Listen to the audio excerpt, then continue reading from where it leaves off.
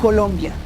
Más de 70 años de violencia. Colombia es un país que no logra ser pacificado, que hasta parece que no le interesa hacerlo. Vivimos en una espiral de violencia desde 1948 con más de 20 procesos de paz fallidos, millones de muertos y de desplazados. En este capítulo de Investigaciones Colombia les contaremos de forma sencilla la historia de la violencia en el país, sus protagonistas y lo que han dejado más de 70 años de bala e impunidad. La violencia. Tras el asesinato del líder político Jorge Eliezer Gaitán en 1948, Colombia se sumergió en un periodo sangriento conocido como la violencia. Durante una década, Colombia se sumió en un caos de violencia y derramamiento de sangre. Miles de personas perdieron la vida en enfrentamientos armados, masacres y desplazamientos forzados. La economía del país se vio afectada y la infraestructura y el desarrollo social se estancaron. Todo esto por un enfrentamiento entre el Partido Liberal y el Partido Conservador. Así empezaron más de 70 años de sangre en nuestro país. FARC y ELN. Las Fuerzas Armadas Revolucionarias de Colombia, FARC, y el ELN, Ejército de Liberación Nacional, son dos de las guerrillas más antiguas del mundo y con una historia marcada por la violencia. Las FARC fueron fundadas en 1964 por Manuel Marulanda, alias Tiro Fijo, junto con otros líderes guerrilleros como Jacobo Arenas. Desde su creación, las FARC se involucraron en una amplia gama de actividades delictivas, incluyendo secuestros, extorsiones, masacres, ataques a la infraestructura y al narcotráfico. Las FARC han llevado a cabo miles de secuestros y han obtenido ganancias de cientos de miles de millones de dólares a través del narcotráfico, controlando una parte sustancial de la producción y tráfico de drogas en Colombia. Por otro lado, el ELN fue fundado en 1964 por un grupo de estudiantes universitarios liderados por Fabio Vázquez Castaño, alias Manuel Pérez. A lo largo de su historia, el ELN ha llevado a cabo una variedad de actividades delictivas similares a las FARC, incluyendo secuestros, extorsiones, ataques a la infraestructura y narcotráfico. Aunque en menor escala que las FARC, el ELN ha tenido un impacto significativo en varias regiones de Colombia, siendo responsable de numerosos ataques violentos contra civiles y fuerzas de seguridad. Estos grupos armados, influenciados y apoyados por gobiernos como Venezuela, de Chávez y Maduro, la Cuba de los Castros y el Ecuador de Rafael Correa, le han causado un daño irreparable a Colombia. Llevan más de 50 años engañando con procesos de paz fallidos, masacrando a la gente más indefensa y sobre todo demostrando que solo les interesa la plata del narcotráfico. El narcotráfico.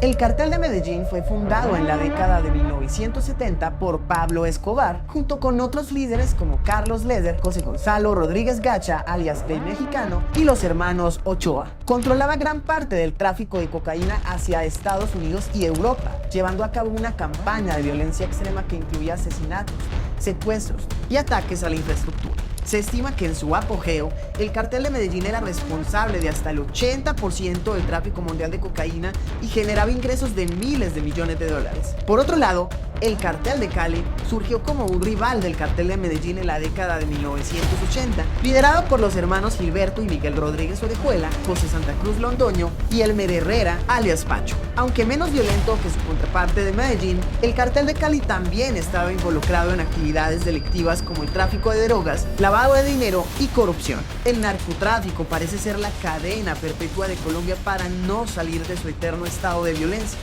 Se recicla constantemente en nuevos grupos armados. También ha servido como motor de una economía que cada vez parece menos favorable para crear buenas empresas. El narcotráfico le ha traído a Colombia una narrativa cultural impregnada de sangre por el control del territorio, las rutas y el poder. El paramilitarismo. Las Autodefensas Unidas de Colombia, AUC, surgieron en la década de 1980 como una respuesta armada a las guerrillas de las FARC y el ELN y a su creciente amenaza en el país. Fundadas por Carlos Castaño, las AUC inicialmente se presentaron como grupos de autodefensa campesina, pero rápidamente se convirtieron en una organización paramilitar poderosa y violenta. Durante su apogeo en las décadas de 1990 y 2000, las AUC controlaban vastas vastas áreas del territorio colombiano y mantenían una brutal campaña de violencia contra las guerrillas de las FARC y el ELN. Se estima que las AUC estuvieron involucradas en miles de asesinatos, desapariciones forzadas, desplazamientos masivos de población y otros delitos atroces. A principios de la década de los 2000, algunos grupos paramilitares se desmovilizaron en el marco de un proceso de paz con el gobierno de Álvaro Uribe. Sin embargo, surgieron nuevas organizaciones conocidas como bandas criminales o BACRIM, que continuaron con actividades ilícitas como el narcotráfico y la extorsión. Colombia enfrenta a sus enemigos por primera vez. Bajo el gobierno de Álvaro Uribe, las fuerzas militares colombianas por primera vez lograron importantes avances contra los grupos armados ilegales. Recordemos que el papá de Álvaro Uribe Vélez, Alberto Uribe Sierra, fue asesinado el 14 de julio de 1983 con una emboscada perpetrada por la guerrilla del ELN en el departamento de Antioquia. Álvaro Uribe fue el blanco de varios intentos de asesinato perpetrados por grupos armados ilegales. Uno de los ataques más notorio ocurrió el 7 de agosto del 2002.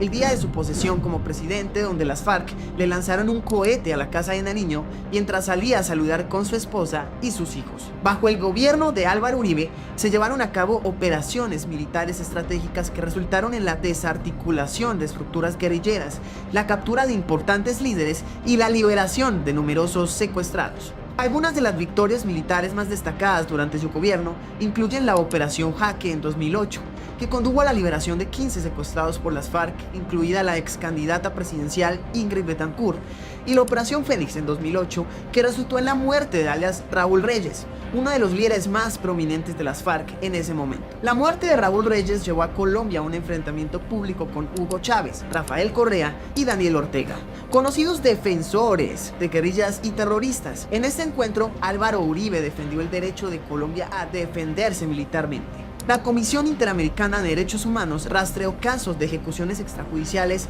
o falsos positivos en Colombia desde 1978, pero en 2008 Álvaro Uribe es señalado por los falsos positivos y esta situación se da a conocer por una investigación hecha en una comisión creada el 3 de octubre de 2008 por el gobierno del mismo Álvaro Uribe, donde el 29 de octubre de 2008, con resultados en mano, destituye a 3 generales, 11 coroneles y 13 oficiales y suboficiales por falsos positivos.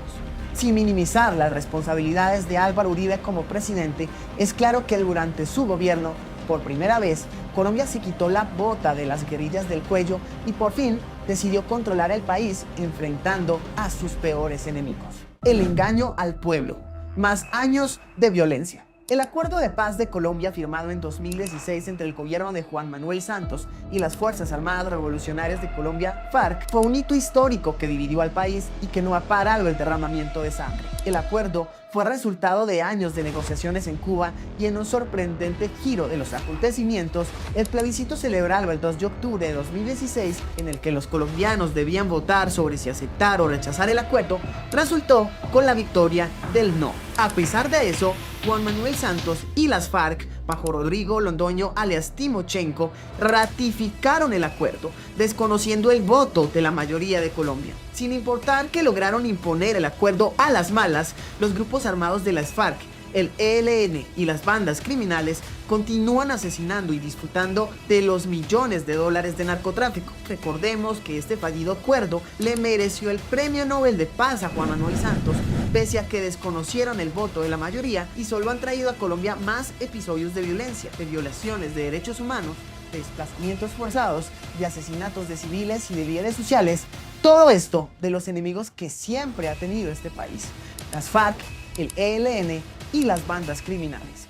Más de 70 años de violencia en Colombia demuestran que los grupos guerrilleros y criminales nunca han estado interesados en la verdadera paz, que estas negociaciones lo que han hecho es fortalecerlos y que el narcotráfico es transversal a todos. Hoy, el gobierno de Gustavo Petro insiste en la paz total, otro derroche de recursos del Estado y debilitamiento de las fuerzas militares, donde los grupos armados son los más beneficiados mientras la violencia, las masacres y los desplazamientos no paran. Solo basta ver el mapa de control de los grupos fortalecidos. ¿Quiénes están controlando realmente el país? Es el Estado colombiano el que debería controlar el territorio y las armas, priorizar la seguridad y la tranquilidad de la mayoría en el país. Una mayoría que no es esta, una mayoría que nunca ha asesinado ni ejerce poder a través de los negocios de narcotráfico.